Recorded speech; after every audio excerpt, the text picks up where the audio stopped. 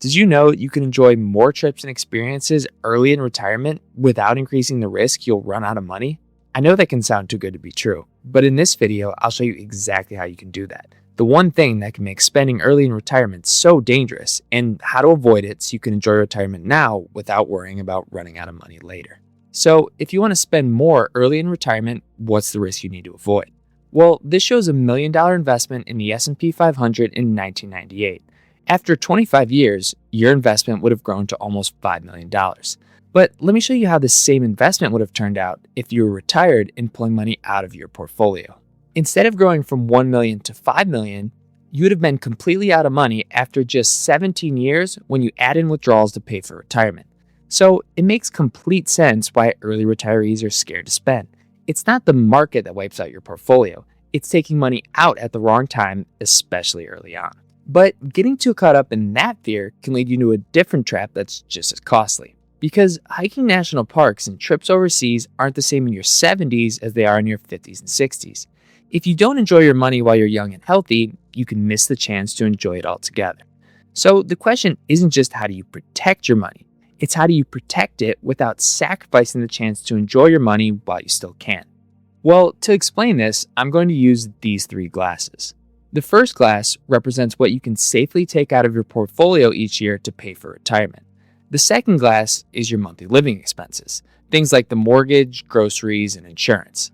In the third glass is your travel or your fun budget. In retirement, you have to take the first glass, what you can safely take out of your portfolio each year, and split it up between these two. And here's what stops so many early retirees from being able to fill up the travel glass. Before they can put money towards travel, they have to cover expenses. So by the time they pay for the mortgage, the groceries, and the insurance bill, and it's time to spend money on enjoying themselves, they barely have anything left. Now, after working with hundreds of retirees, this is the point they get stuck. They assume that there's no way to reduce their living expenses without slashing and burning their lifestyle. And they don't want to take more out of their portfolio every year because then they could risk running out of money.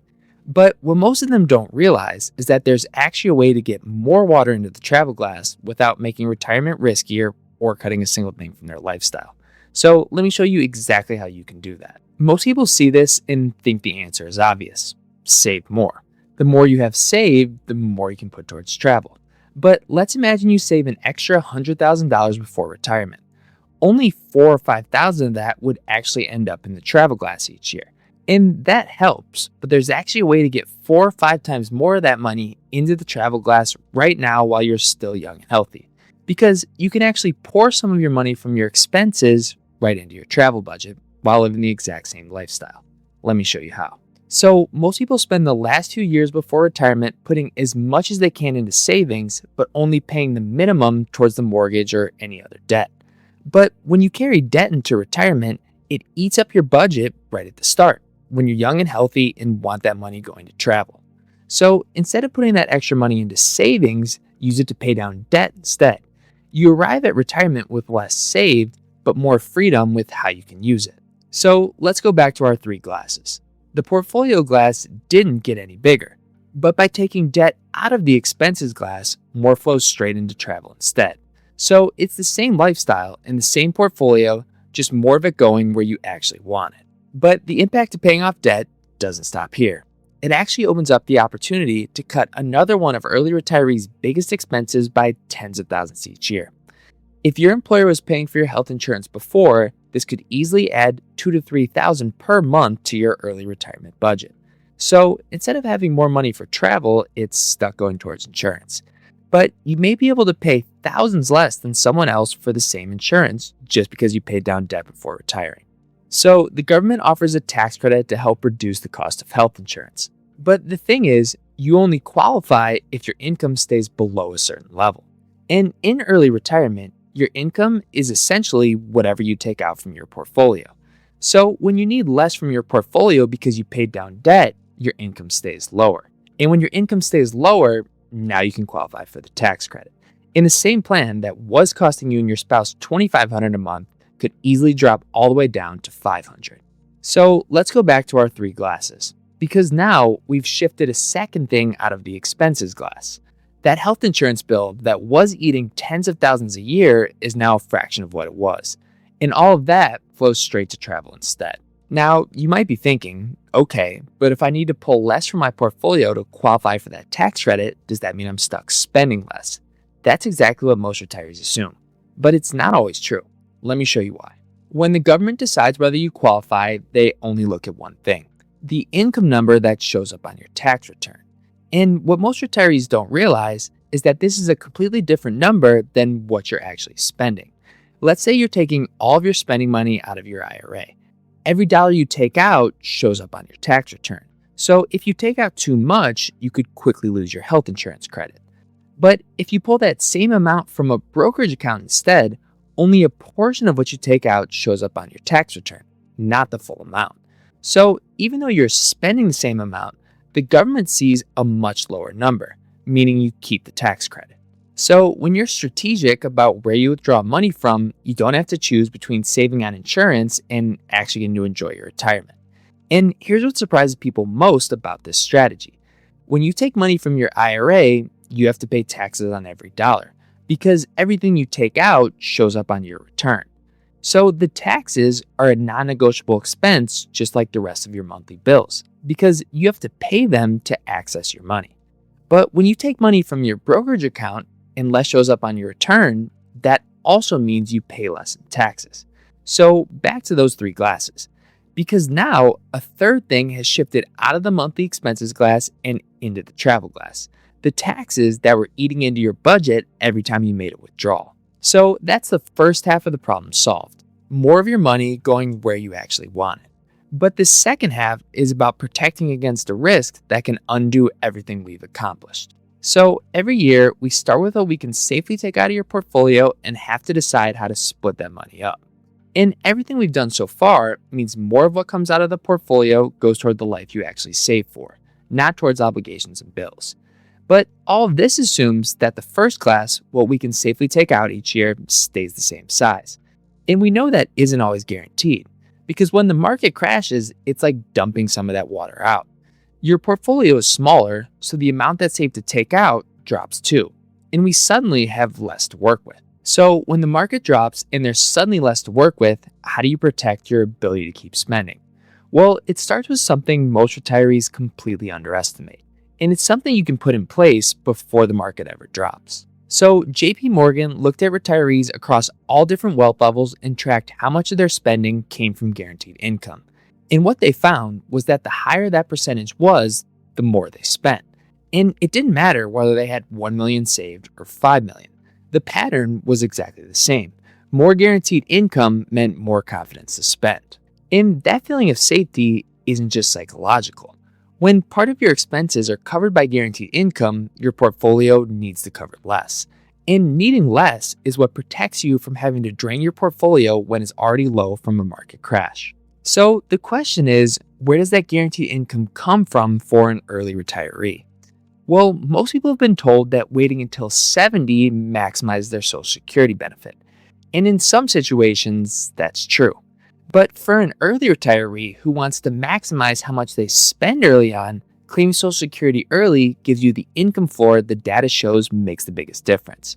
So instead of lying awake worrying about what the market might do, part of your expenses are already covered no matter what. And that's what gives you permission to fill the travel glass while you're young and healthy enough to enjoy it. So by having guaranteed income, you protect yourself ahead of time. But what can you do when the crash actually comes? Because when you want to book a trip and the market drops, you end up in the exact situation that makes most retirees freeze. Do you skip the trip or take money from a portfolio that's already running low? But what if instead of choosing between the trip and the portfolio, you had another option? A separate glass that stays exactly the same no matter what the market does. That's where a cash reserve comes in. When the market drops and you need money for a trip, you pour from the cash reserve instead, and the portfolio stays untouched. Having that cash is like a launch pad for your retirement spending, because unlike your portfolio, you always know exactly what's in it. And a 3% return on cash that lets you take the trip is worth more than a 10% return on money you're too scared to touch. Now, before we wrap up, there's one more thing I need to show you, because it completely reframes the risk most retirees are afraid of. Most retirees worry that if the market drops, they'd be forced to skip trips or scale back their lifestyle. And because having to cut back feels like failure, they spend an amount where they know they won't need to cut back and keep it the same throughout retirement. But if you did decide to risk spending more early in retirement and you retired into one of the worst periods in history, what would have actually happened? Well, let's look at 1973, one of the worst times in history to retire.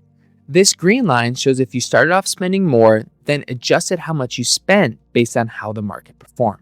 So if the market does well, you get to keep spending that higher amount. And if it drops, you'd have to cut back.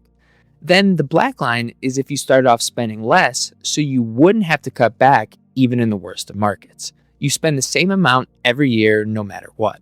So think about the green line as a flexible spending strategy and the black line as a rigid one. Well, with the flexible strategy, you get to spend more early on, and when the market crashes, you pull back to take some of the pressure off your portfolio. So you end up spending more in the front half of retirement than you do in the back half. And this seems like the exact scenario you'd want to avoid, because you don't want to have to cut back on your lifestyle. But before we chalk this up as a loss, here's what the research shows that most retirees don't realize. Most people assume that they'll keep spending more throughout retirement as prices go up and life gets more expensive. But decades of research on how real retirees actually spend show that it looks more like this, often called the retirement spending smile. Retirees spend the most early on when they're young and healthy, then that drops with age, then it picks back up with end-of-life healthcare costs. And when we put that spending smile next to the flexible spending pattern from our 1973 scenario, they're almost identical. So the exact situation people are trying to avoid actually looks like the pattern most retirees spend in anyways, no matter what the market looks like. And even in one of the worst markets in history, using the flexible spending strategy would mean getting to spend over $25,000 more throughout retirement than if you lock yourself into the same smaller amount from day one. And most of that extra spending happens right at the start of retirement when you're young and healthy enough to actually enjoy it. So spending more early on than cutting back later isn't a sacrifice or tightening your belt. It's just spending exactly the same way you probably would have anyways, except now you get to enjoy more of your money while you're young and healthy, even in the worst of market scenarios. So by following this process, here's what it does for your retirement. You're able to reduce the fixed expenses in your portfolio by paying down debt, qualifying for subsidies, and paying less in taxes, reducing the amount you need to pull early on. And if you claim Social Security early and have a cash buffer to pull from, you help protect against having to pull too much out when the market is down. And when you do all of these, it opens up the opportunity to use a flexible spending strategy. Because now, when you need less from your portfolio, cutting back when the market is down isn't wearing a sweatshirt inside the house to try and reduce the utility bill. But after seeing this, you're probably wondering, how does the flexible spending strategy actually work? And how do I use it myself? Well, in this video here, I dive deeper into that same example from 1973 we just looked at and show you exactly how to build a flexible strategy for yourself. So watch that next so you don't miss out on the chance to enjoy your money.